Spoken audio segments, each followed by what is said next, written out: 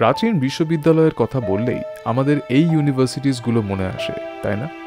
কিন্তু এসবেরও আগে আমাদের দেশে ছিল আন্তর্জাতিক মানের মহাবিহার বা ইউনিভার্সিটি, যেখানে বিশ্বের বিভিন্ন প্রান্ত থেকে বিদ্যার্থীরা বিভিন্ন বিষয় যেমন অ্যাস্ট্রোনমি, মেডিসিন, লজিক এবং ম্যাথ শিখতে ভারতে আসতেন।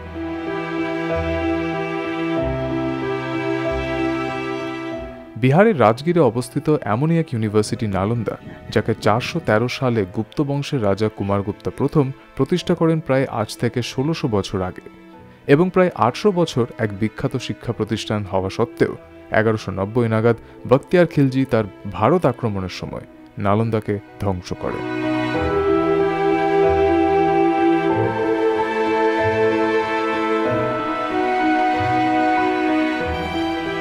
আমাদের এই ট্রিপ আর এই এক্সপিরিয়েন্সগুলোর গল্প আরও জানতে check out the full blog.